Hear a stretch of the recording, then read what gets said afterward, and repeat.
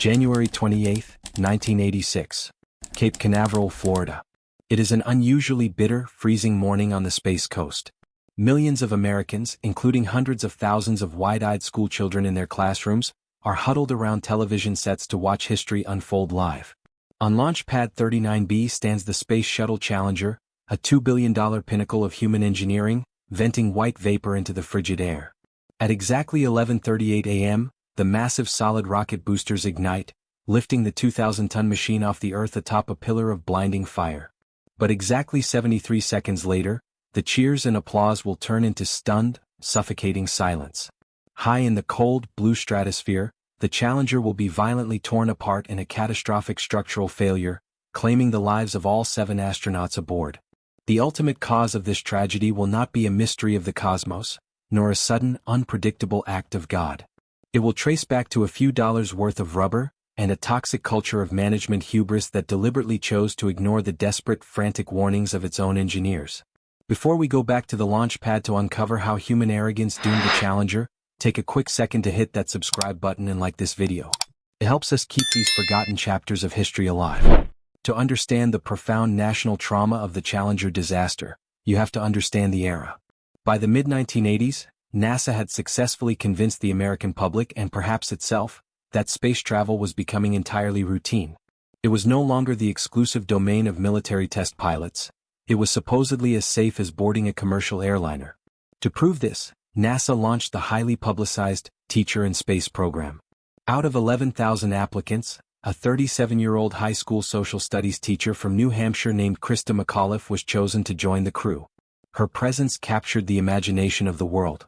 NASA actually helped install special satellite dishes on the roofs of thousands of schools across the country just so students could watch her broadcast 2 live lessons directly from orbit. Alongside her were Commander Dick Scobie, pilot Michael Smith, and mission specialists Ellison Onizuka, Judith Resnick, Ron McNair, and Gregory Jarvis.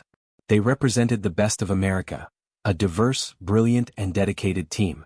But behind the smiling press conferences and the meticulously managed public relations campaign, NASA was under immense, crushing political pressure. The shuttle program was behind schedule, drastically over budget, and the agency was determined to prove to Congress that they could launch on time, regardless of the mounting hidden risks. The Space Shuttle system relied on 2 massive solid rocket boosters, or SRBs, attached to the sides of the giant orange external fuel tank. These white boosters were 149 feet tall and provided 80% of the thrust needed to escape Earth's gravity. Because they were so unimaginably massive, they could not be manufactured in a single piece. Instead, they were built in Utah by the contractor Morton Thiokol, shipped by train in separate cylindrical segments, and stacked on top of each other at the Kennedy Space Center. The places where these individual steel segments joined together were known as the field joints. To prevent the unimaginably hot, pressurized exhaust gases inside the rocket from escaping through these joints, engineers relied on a remarkably simple solution: 2 large rubber circles called O-rings, backed by a special zinc chromate putty. The primary and secondary O-rings were designed to instantly compress and seal the gap when the rocket ignited. However, this critical design had a fatal, fundamental flaw that engineers had been tracking for years. Rubber, by its very nature, is resilient and flexible at room temperature. But when exposed to freezing temperatures, it becomes stiff, brittle, and entirely loses its ability to expand. In the cold, the seal would inevitably fail. The night before the launch, an unprecedented cold front swept into central Florida. Temperatures were forecasted to drop to an astonishing 18 degrees Fahrenheit, or -8 degrees Celsius. This was colder than any previous shuttle launch by a massive margin.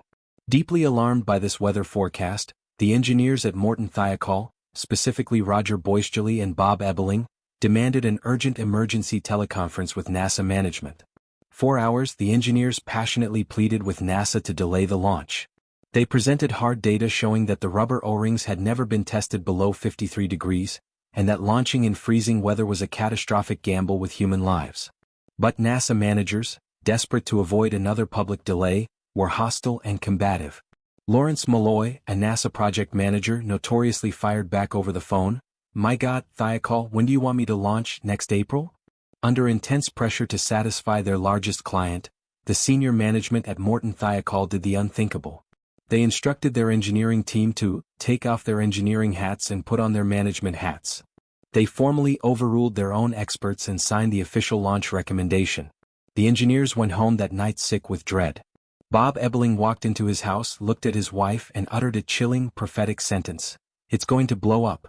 When the sun rose on the morning of January 28, Launch Pad 39B looked more like a scene from the Arctic than sunny Florida. Millions of gallons of water, left running overnight to prevent pipes from bursting, had frozen solid. Enormous, foot-long icicles hung dangerously from the launch tower. The entire steel structure groaned under the weight of the ice. The ice team was sent out to inspect the pad, and their infrared cameras revealed a terrifying detail. The temperature on the aft field joint of the right booster was actually only 8 degrees Fahrenheit, far colder than the surrounding air. Yet the countdown continued. The 7 astronauts, bundled in heavy coats, waved to the cameras one last time, walked across the icy gantry, and strapped themselves into the crew cabin, completely trusting the thousands of professionals managing their safety. At T-0, the solid rocket boosters ignited.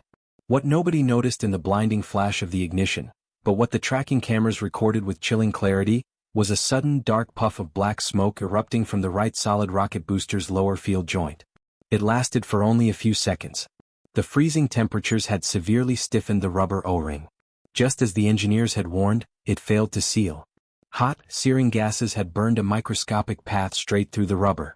By a cruel twist of fate, the intense heat of the initial ignition melted aluminum oxide from the solid rocket fuel, which temporarily plugged the leak in the broken joint. As the Challenger cleared the tower and began its thunderous ascent into the clear blue sky, it was already a doomed machine. For the first minute, everything appeared completely normal. The crew felt the immense, crushing G-forces of acceleration. Down on the ground in the VIP bleachers, Krista McAuliffe's parents, Grace and Ed Corrigan, watched with immense pride as their daughter rode a pillar of fire toward the stars. At 68 seconds into the flight, Mission Control gave the famous command, "Challenger, go at throttle up." Commander Dick Scobie calmly replied, "Roger, go at throttle up." But high in the atmosphere, the shuttle encountered the strongest high-altitude wind shear ever recorded during a launch. The violent aerodynamic shaking shattered the fragile, temporary aluminum oxide seal. At 58 seconds, a continuous, focused plume of 5,000-degree fire violently erupted from the side of the right booster. It acted like a giant, unstoppable blowtorch, cutting directly into the thin skin of the massive orange external fuel tank, which was filled with highly explosive liquid hydrogen and oxygen. At precisely 73 seconds, the bottom of the hydrogen tank structurally failed. The entire 2,000-ton stack violently broke apart at a speed of Mach 1.9. On the ground, the crowd stared in confusion at the strange Y-shaped cloud in the sky. Over the public address system, NASA commentator Steve Nesbitt delivered the chilling realization to the world in a monotone voice. Obviously a major malfunction. For decades, the general public believed that the Challenger was destroyed in a massive chemical explosion, and that the crew died instantly in a merciful flash of fire. But the grim, heartbreaking truth is far more terrifying. There was no explosion. What the world saw was the sudden, massive ignition of liquid propellants in the open air as the external tank tore apart. The Challenger orbiter itself simply disintegrated under extreme aerodynamic stress. But the crew cabin, constructed of heavily reinforced aluminum, survived the breakup entirely intact.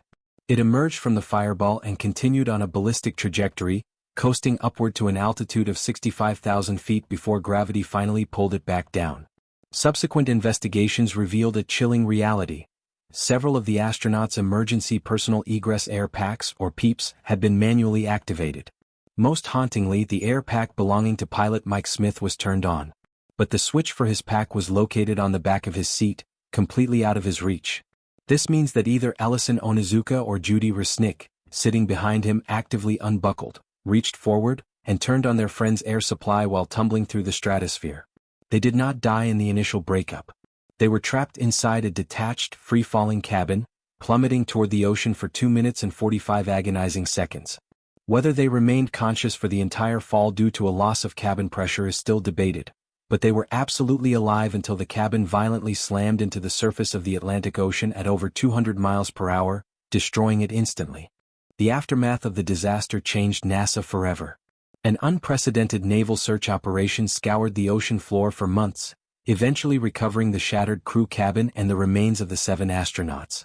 President Ronald Reagan appointed the Rogers Commission to investigate the tragedy. During the highly publicized hearings, Nobel Prize-winning physicist Richard Feynman famously demonstrated the fatal flaw on live television.